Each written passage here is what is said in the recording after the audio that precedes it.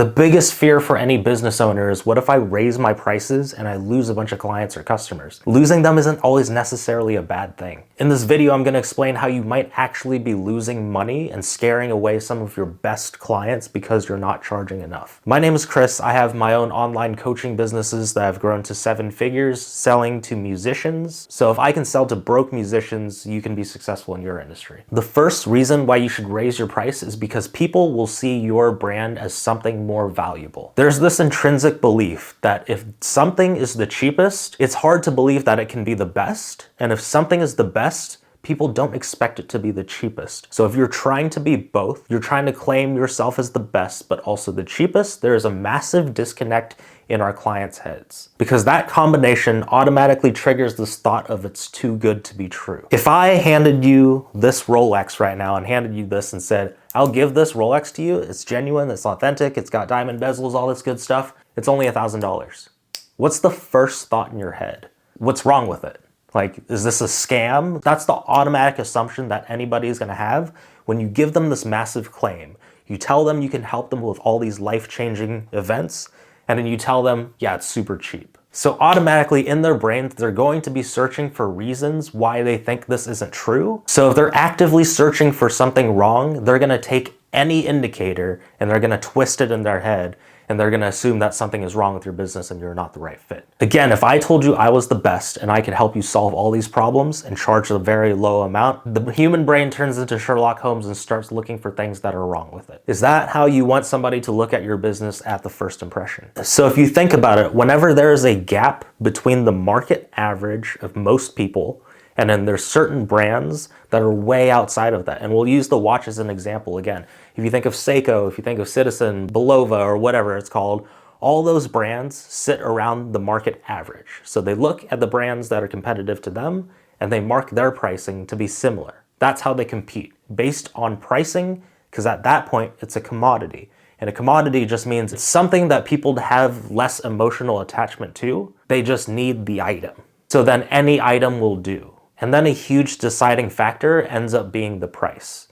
But if you look at a Rolex or you look at a Patek, an AP, do those tell time any better than Citizens or Belovas? If you look at a Ferrari, is there 20 times as much material as there is in a Honda Civic? No, but how are they able to charge more? It's because of the positioning of the branding. It's not necessarily that the item is 100 times better. But here's the thing, is people will automatically assume that it is that much better just because it's worlds ahead of the rest of the marketplace. So when there's a huge discrepancy between what the market average is, and if you're going beyond that, the first assumption and the search that they have in their head is, what are the reasons that these people are worth way more than the rest of the marketplace? So no matter what price you decide to have, as soon as you tell them what the price is, they're gonna be searching for reasons why that price makes sense. If you're cheap trying to claim to be the best, there's a disconnect. If you claim you're the best and you charge super high, that makes sense. Second reason is, if you charge more, your students are gonna show up as better students. I remember when I first signed up for a very expensive coaching program, it was a lot of money for me at the time. And prior to this, I had invested in many different courses that were $100, $200, $500, $1,000. And even though I'm not saying $1,000 isn't a lot of money, $1,000 invested into a course wasn't enough skin in the game for me to uproot all my daily bad habits and do every single thing that course was saying. I tried it for a couple weeks. As soon as I lost interest, I just thought, well, I'll make that $1,000 up in the next paycheck. And so I just continued with the same habits and the same lifestyle. Years later, I decided to actually hire a coach that would help me and work alongside me. So I thought he was another $1,000, but I spoke to them and they said it was $10,000. So my jaw dropped and I was like, how am I supposed to afford $10,000? I didn't even have $10,000 in my bank account. However, I know that if I would have said no to that coach, I would be in a position in my life where I would really regret it. I'd be working a job still to this day. I wouldn't be able to retire until I was 65 and I'd just be too old to enjoy the rest of my life. So I knew I had to take some sort of plunge. And I knew that would cost me more than if I just figured out how to get 10 grand. So I took out a loan, I borrowed money from family, emptied my savings account, and I put it all towards investing in this coach. The funny part was, I don't even know if the information was 10 times more valuable, but I tried a million times harder than if I were to just invest $1,000 into a course. Because at this point, it was so much money for me that I couldn't fail. Giving up wasn't an option. I couldn't just lay down. There was no way for me to pay off this 10 grand. So I worked way harder with my back up against the wall than I ever imagined that I would have. And in return, what happened was I ended up quitting my job. I make way more money than I ever did.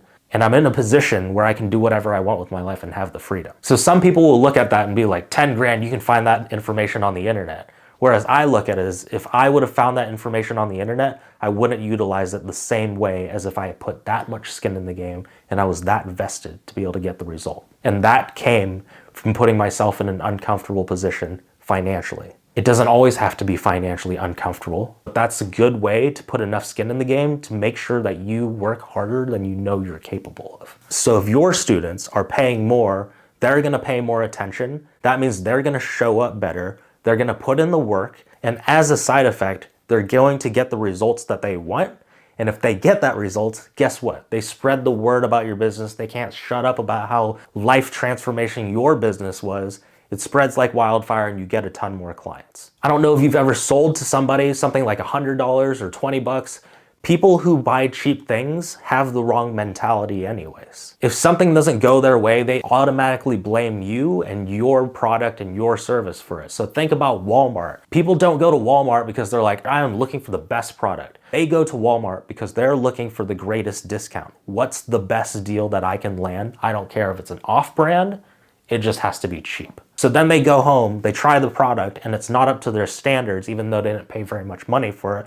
What ends up happening? They go back to Walmart and they return. Don't you ever go to Walmart and see that the return lines are like way out the door? People who have the mentality of buying cheap things just want a discount. When they get that discount and afterwards they take home the product and they're not satisfied with it, they complain and they return. So which type of person do you want to deal with? Third reason is that you just make more money. When you charge higher prices, you're basically cushioning yourself to be able to allow more no's, because then you only need a few yeses in order to hit your same income goal. If you're wanting to hit $10,000 a month and you have a $100 product, let's say you sell $100 an hour, how many hours do you have to sell to be able to hit $10,000 a month? At $100 per hour. You would have to sell 100 of your hours just to hit 10K.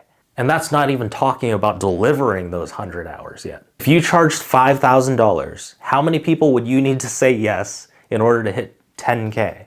That's 2 people. This gives you so much leeway and flexibility to afford more no's and still be able to hit your income goal. If you spoke to 100 people within a month and you made 100 different offers, 98 of them thought you were a complete moron and they said no to you, you still just made $10,000 a month. So when you raise your prices, you give yourself a cushion to get more no's. You'll also make more money because you're spending less on leads. If you think about getting leads, people who could potentially buy from you, you're either having to trade 2 things that are very valuable. It's either trading money because you're spending money on ads to get attention, or you're spending your time, whether you're cold messaging people or you're posting up organic content. To a degree, you're giving up either money or time to be able to get more people who may potentially buy from you. If you sell a lower product like $100 and you need 100 people to say yes, guess how much more attention you need? AKA spend more on ads or spend more time getting that traffic. So it doesn't matter how much I charge, I still have to put the same amount or energy into getting that same amount of attention. So if I only need 2 people to say yes, I can spend less on attention because I need less yeses. If I need 100 yeses, I'm gonna need to spend a lot more on ads or spend a lot more time reaching out to people. So you save by spending less to acquire each customer. The 4th great thing about raising your prices is that you're gonna have more energy and mental bandwidth to be able to give a good service to your clients. Same example, if you had 100 clients that you had to deal with and made sure that they were happy, how much harder is that on you than having to deal with 2 people? If you went further with 2 people and went more in depth, spend more time with them, you can also get them a bigger result and solve a bigger problem in their life because you're not having to split yourself 100 different ways. You just have to focus on 2 people. You can make sure those 2 people get the best results possible, And that's just ultimately going to grow your business, because if they get life-changing results, naturally, they're just going to tell all their friends. So would you rather help a massive amount of people on a very surface level, or would you rather help a few people but really change their lives? I want you to think of this as the framework on how to pick your prices. What most people think is that, well, how much is my time worth? Well, I used to get paid this much, so if I made it like this, or they look at their competitors and they say they charge $100 an hour, if I charge just 80, I'll get paid more. So again, you don't want to be in this position where you're constantly having this price battle with your competitors, because it's a race to the bottom. Once you get to charging zero and you work for free, you don't have a business anymore. Or people just focus way too heavily on themselves and their credentials. It doesn't matter what you've done or what you have. What your clients truly care about is what you can do for them in return. So it doesn't matter if you're Beethoven or you're some crazy musician, Dr. Dre, Pharrell, or whatever. You could be the biggest name in the industry. People are still only going to pay you if you can get them a certain result they want for themselves. So even Dr. Dre has to deliver if he's going to charge somebody. Even Timbaland is going to have to deliver if they charge somebody. So if you focus on the client's outcome, that's what you should charge according to. It doesn't matter if your coaching program or your course has 8,000 modules and hours of this. They don't care about any of that. In fact, that just sounds like work to them. How you should determine your pricing is the more value that you bring to somebody's life, the more you can charge. However, there should always be this discrepancy between the two. The value should always be higher than how much you charge. So how do you raise your price? You add more value. You just keep adding more value. The way most people go is they'll lower their price, they'll lower their price, they'll lower their price until they can't lower it anymore. There's not very much space to lower your price, but there is always an infinite amount of value that you can add to somebody's life, meaning that there's no ceiling. And if there's no ceiling on the amount of value you can deliver, that means there's no ceiling on your income. But as long as there is a gap between the two, value is higher, you can always continue to raise your price. But you should always charge based on the value of what you give your client and what their life looks like once they're done with that, not your time. Because here's the thing, if you could get them that outcome they want in a faster amount of time, it's actually worth more. If I told you I could help you lose 20 pounds, but it's going to take a year, what are your thoughts? This seems kind of long. Next fitness trainer came along. He said, I can help you lose those same 20 pounds in 2 months. Which offer is more valuable? So people want results instantly. The closer to instant you can get them the result, the more valuable it is. Don't charge for your time, charge based on the impact of the result for the client's life. If you want to learn more about offers, pricing, value, and marketing, sales, I'm going to leave a training here that's going to show you exactly how to build a high-ticket coaching business around your skill and sell it online. Please like this video, subscribe, and share this with somebody that you think would be helpful for, and I'll see you in the next video.